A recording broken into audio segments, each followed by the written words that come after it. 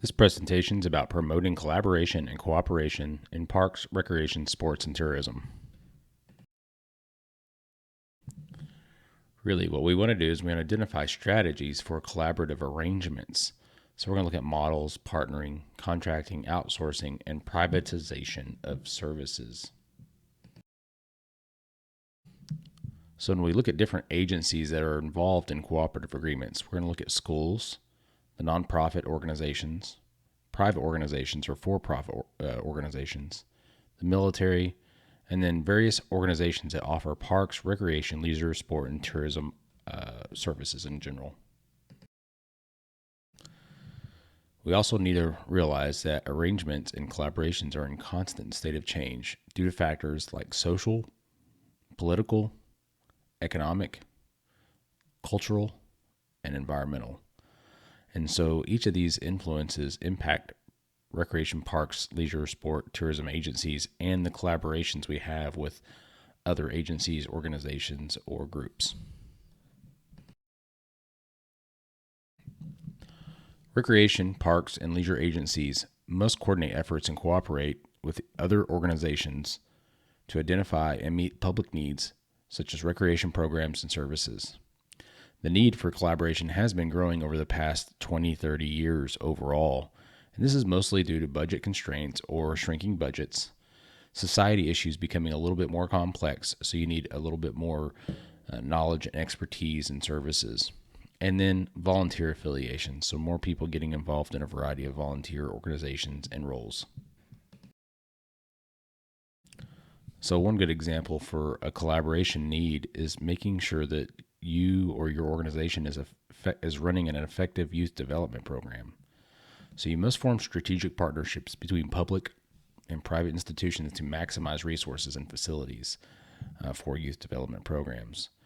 Creation of coalitions, councils, and coordinating bodies will help you identify the various needs in and out of your community, and then serve as these partnerships can serve as a network and support system for youth serving agencies, whether they're directly part of the partnership or ancillary to partnerships. So as we continue further with this example of youth services agencies collaborating, we need to look at a couple different things. We need to ensure that we're developing common goals and strategies.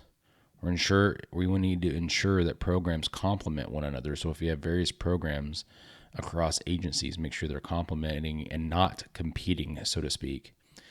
And then we can draw national attention to positive youth development and needs for the organization or collaboration and partnerships. Planning, development, and management of recreation facilities as a joint venture between public, private, and nonprofit entities is also getting more popular. So we're looking at things like privatization of parks, facilities, and programs through subcontracting. And you'll see this in different ways where people are running certain services or maintenance operations, for example. We can look for corporate assistance for programs and projects, whether that's underwriting or sponsoring of certain programs and projects from the corporate entity. Then you look at cooperative sponsorships of varied programs by public, voluntary, and business organizations. And so this is a little bit different in that there's usually a variety of people supporting one program instead of one complete corporate assistance for a program or project. Overall, you're looking at looking for outside assistance from the originator of the program or service. A good partnership is based on trust and some mutually recognized needs and outcomes. So the best thing to do is look for easily identifiable needs that the partnership will look to address. And then you want to address those very specifically. So you don't want to get too wide in what you're doing, spread yourself thin, so to speak.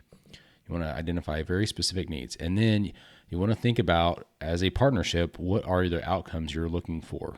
So when we say identify predetermined outcomes, that's not saying we're going to pre-identify what's going to happen, but really we're going to pre-identify what the target is. So we have a very specific need, and we have a pre-identified route by which to solve that problem or address that service or issue.